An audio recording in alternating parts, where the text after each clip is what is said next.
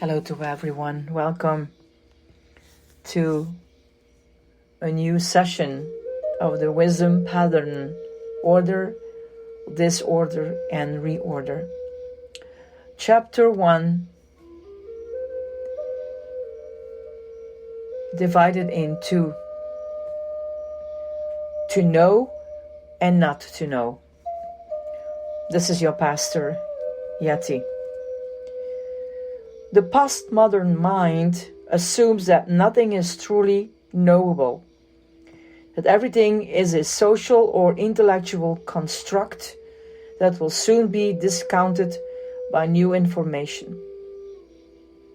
The irony is that the same postmodernist also believes that he or she knows more than anybody else, that there are no absolutes, no patterns that are always true.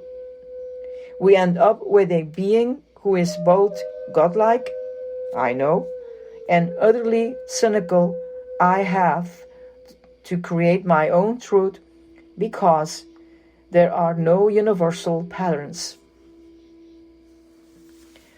This is a terrible dilemma with which to live. It is an impossible burden which earlier generations never presumed to carry. No wonder depression and suicide now affect even children's lives to such a degree.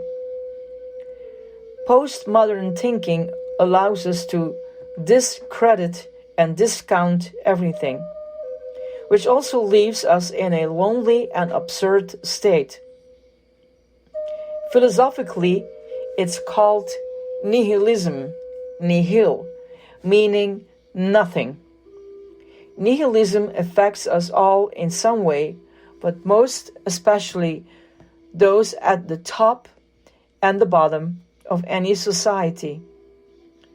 The elite have the freedom to dismiss and discount everything beneath them. The oppressed finally have an explanation for their sad state.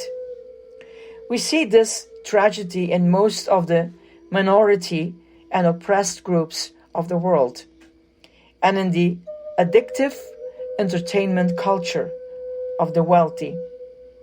For the rich, it's a false high, for the poor, it's a false low, and both are losing.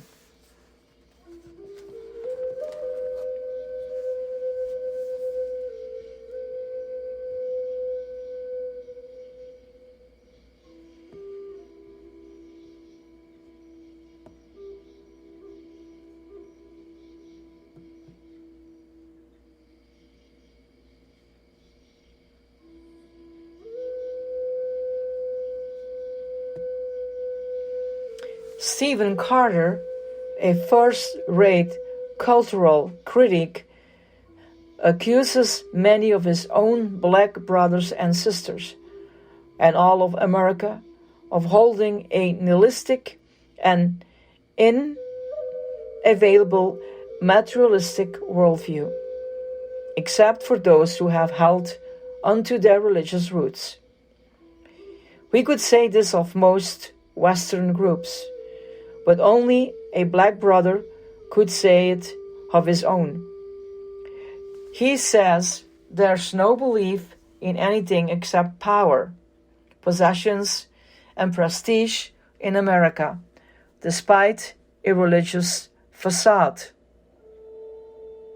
Michael Lenner, a Jewish philosopher and psychologist, says much the same to his audience. Another aspect of the postmodern mind is what we call a market mentality. In a market-driven culture like ours, things no longer have inherent value, but only exchange value. Will it sell? Will it win? Will it defeat the opponent? These are the first concerns and sometimes the only concerns of the market mind. It leaves us very empty and shapeless after a few years, while still motivating us for another day. The temple of creation has then become a place of mere buying and selling. No wonder Jesus was driven to rage at such a scene and consciously made a whip out of court to drive it out. See John, the Gospel of John, chapter 2:15. Once we lose a sense of inherent value, we have lost all hope of encountering true value, much less the holy. Even religious people, if they do not pray, will normally regress to an exchange value reading of religion. It is no longer about the great mystery, mystics, union, and transformation, but merely social order and control. Moral codes and priesthoods are enlisted for the sake of enforcement and some measure of civility. For many, if not most, Western Christians, it is basically a crime and punishment scenario instead of the grace and mercy world that Jesus proclaims. This is the only way that a postmodern Christian can hope to give shape to this basically shapeless story called human life. It looks like an answer or even gospel, but it is the same old storyline of most of history. The big and strong win. Prometheus passes for Jesus. I must admit this was the only gospel I heard in my early so many times ago. What a relief to finally study the Gospels and observe the real transformation pattern in humanity. The final state of nihilistic worldview is a collapse into vulgarity and shock as the primary values. If there is no criterion of quality, we can at least compensate with quantity of emotions, violence, sex, sounds, which normally devolves into a deep dismissal of almost everything. Soon the concern becomes, how can I be more outrageous than anyone else? How can I laugh at things before they disappoint me? There are no heroes or heroines, so the individual feels a kind of negative heroism in exposing all human failings, foibles, and phoniness. I do not really have to grow up myself. I will find my meaning in pointing out that everyone and everything else is phony. Let's admit that this is the character of most of our political life too. We are all pulling one another downward in such a scenario, but it is not the downward immobility of humility. It is merely the downward spiral of a universal skepticism. And strangely, this is almost a secular form of Puritanism. We are still trying to expose and hate the sins of the world. They are just defined differently. The sex scandals of Washington are not much different from the old Irish priest preoccupied with ferreting of fornication in the parish. We think we can dominate the shadow self rather than forgive it, transform it, and embrace it into a large wholeness. No wonder Jesus did not concentrate on the shadow self at all, but almost entirely on the ego. It is much easier to look for someone to blame, sue, expel, or expose when there is no coherent meaning or divine purpose in the world. Someone has to be at fault for my unhappy life. As long as we keep trying to deal with the mystery of evil in some way other than forgiveness and healing, we will continue to create negative ideologies like fundamentalism and nihilism in all their endless forms. One demands perfect order. The order denies that is even possible. Jesus does neither, but live on the horn of the human dilemma. We've all seen things in recent years that no long ago we would have considered unthinkable. These spectacles are not limited to gangster, rapers, or culture dropouts by any means. These trends has shown itself in mainstream art and media, in writing, in our political life, and in every aspect of lifestyle.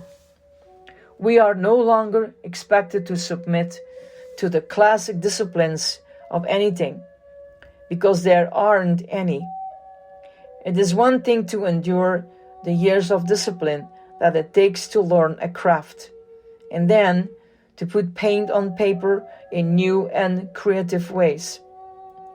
That might in some cases rise to great art. We have to know the rules before we can break the rules. Breaking the rules, after all, is often the source of genuine creativity and even genius holiness. But starting there, throwing paint on the paper as a form of self-expression, is not going to stand the test of time. There's nothing there that is tied into collective memory or the archetypal anything. It is just my feelings. There is too much of the imperial ego and too little room for anybody else, for anything communal or shareable. Private feelings are our form of truth today, a kind of ultimate self-absorption, understandable because there are no universal patterns. Yet, in expressing private feelings, people really think they've done something great. We see this on the talk shows. We realize those people have never read, studied, prayed, or listened to anybody except their own tyrannical feelings. Yet they think they have a right for their uninformed opinions on the welfare system or religion or nuclear warfare to be taken seriously. No wonder our public discourse is deteriorating, even at the level of the court, the Senate, the university, and yes, the church. It is true that lots of folks are angry and alienated and have something to say about it. But we've got to listen to some greater minds, some greater hearts, some greater souls who are not just caught in their own self-expression.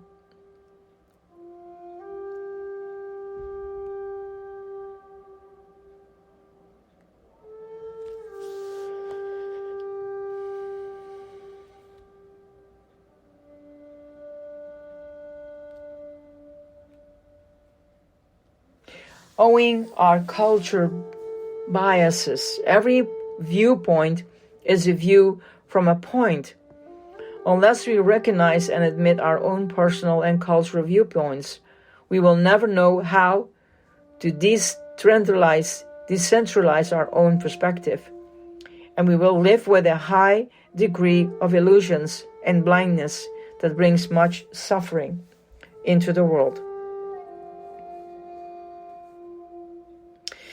I think this is what Simon Weil, 1909-1943, meant in saying that the love of God is the source of all truth. Only an outer and positive reference point utterly grounds the mind, or the heart for that matter.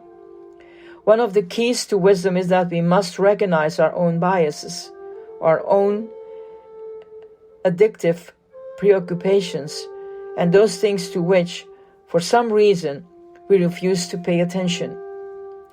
Until we see these patterns, which is early stage contemplation, we will never be able to see what we do not see. No wonder that Saint Teresa of Avila, 1582, declared self-knowledge to be the first and necessary entrance way to the interior castle. Without such critical awareness of the small self, there is little change that any individual will produce truly great knowing or enduring wisdom.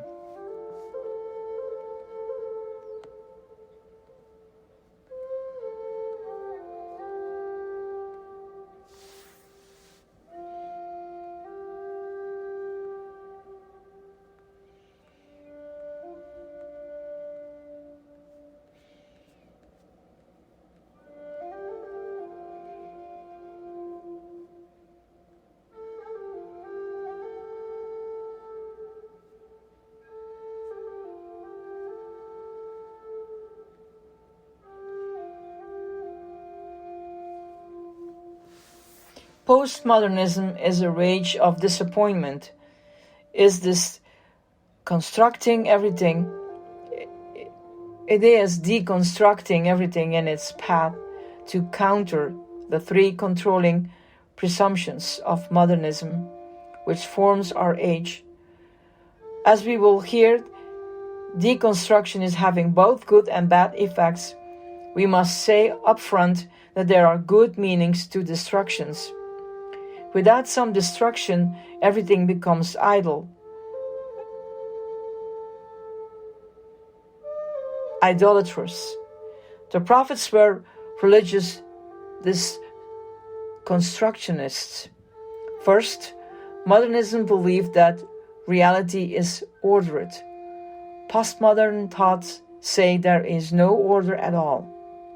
Postmodernism, ironically, is more closer to both nihilism and mysticism, to the notion that either no one is in the charge or someone else is in charge. All we know is that our logic and reason clearly is not. Hence the new rise in spiritualities of every style and stripe. Churches have lots of competitions, whereas they used to have a monopoly. It strikes me as not accidental that we call priesthood holy orders. The term seems to reveal what we really wanted from priesthood: order, lines of order, boundaries, control, and clarity. These are not bad qualities of themselves, even much needed qualities, but the desire for them might explain why even the church was more conformable with the assumptions of modernism than with this holy disorder, now showing itself. Yet, the cross itself is clearly a proclamation of disorder at the heart of reality. True Christianity never believed in either perfect order or total chaos, but the reality fraught with contradictions. It made this mixed world to the world of God. Jesus was crucified on the collisions of opposites. Second, the modern mind believes that reality is knowable by our human reason. Nature is predictable and therefore, to some degree, controllable. Quantum physics, however, now says that C, probably chaos theories, and Heisenberg's uncertainty principle perhaps more truly express the final mystery of reality than classic physics ever did. This is a great humiliation for the modern mind. Physics are discovered that when we get to the smaller points, atomic particles, and the big guessed point, and the biggest point, galaxies and black holes, it's mystery again. It looks knowable, yet finally it's unknowable when we reach the edges. Control eventually gives way to mystery and the letting go of control. And suddenly we are not in charge. Some say that the physicists are becoming mystics, while the clergy are becoming psychologists, both trying to figure out the non-rational responses of most people and the tragic characters of most events. The small scientist stays in the middle and thinks he or she is living inside an entirely coherent system. The great scientists like Einstein, the man of the 20th century, entered back into mystery. Einstein said, "The most beautiful and profound experience is the feeling of mystery." He never had the arrogance to think that he had fully discovered his unified field theory, the final paradigm that would account for all the forces in the universe. His humble assertion is the act of faith of a great mind, a great scientist.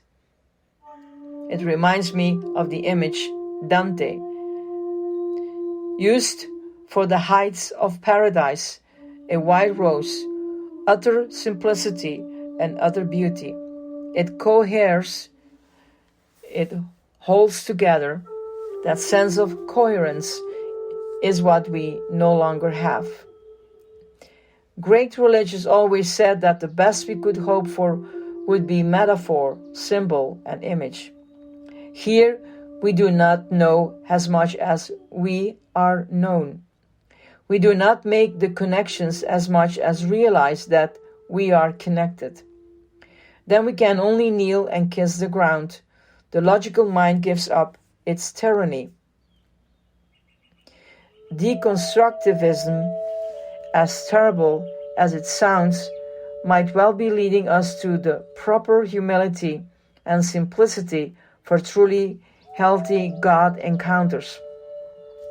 Yet the churches, at least the Roman Church, had grown used to a philosopher's God more than the biblical God, who scandalizes us with particularity, preferences, choices, and absolute freedom. Modernism gave us predictability that felt good, and now someone else is in charge, and we must surrender to both tragedy and utter gratuity. It sounds much more biblical, even it is also more frightening. Third, the modern mind believed that human fulfillment consisted primarily in knowing and discovering all the laws of science and nature.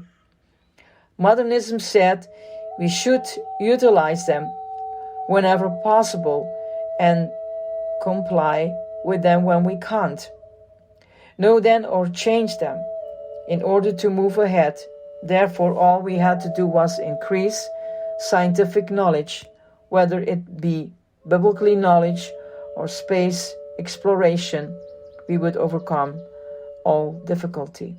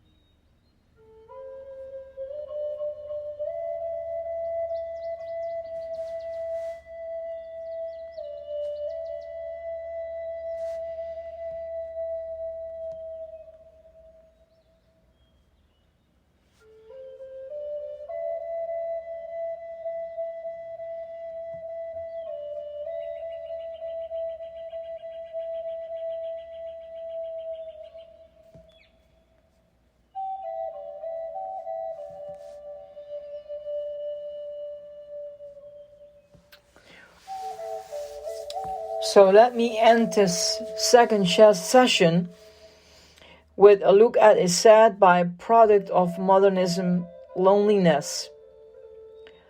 Postmodern and modernism reject a personalized universe. They disenchant the universe. We no longer expect miracles. We no longer expect the transcendent to shine through the tree and the leaf with every common bush of fear with God. This is our modern state of alienation and anxiety, what the French call resentment. One aspect of resentment describes a world that is no longer safe, no longer sacred, and no longer home. It is disconnected, fragile, and therefore always ready to take offenses. The experience of the alienated member of society is I'm alone, and I have to figure it all out.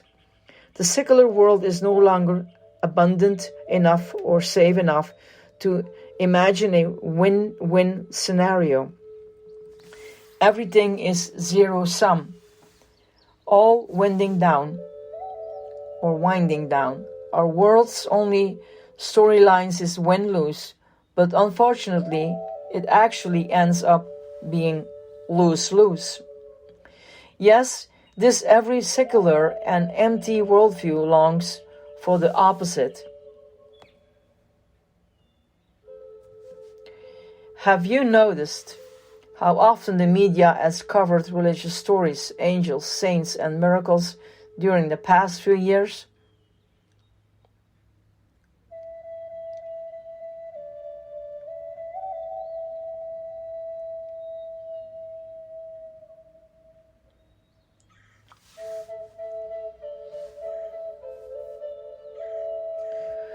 The sadness of modern people is that we don't feel at home.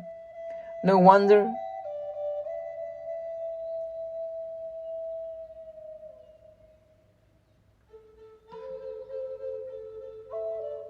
that so much is going wrong. The soul must expand, it seems, so that we can carry the great mystery of God. We must learn to bear the beams of love. As William Blake would say, that learning is usually, I am sorry to say, in the realm of suffering. It seems to be the only thing strong enough to make us surrender control and what we call logic. God makes grace out of our grit, salvation out of our sin. We are saved, ironically, not by doing it right as much as by the suffering of having done it wrong. We come to God not through our perfection, thank God, as much as through our imperfection. And finally, all must be forgiven and reconciled. Life does not have to be fixed, controlled, or even understood for us to be happy. That is good news. In fact, what else would it be? The gospel is a new logic that the fool on the hill has in the Lennon and McCartney song brought to the world. This gospel logic is much broader, much deeper, much more spacious and filled with compassion than any system of thought that the world has been able to create.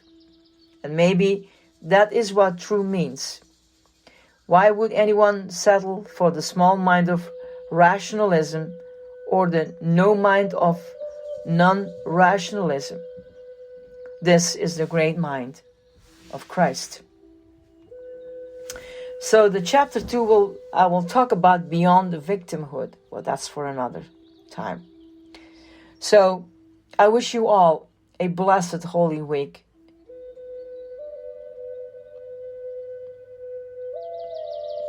And a blessed Easter.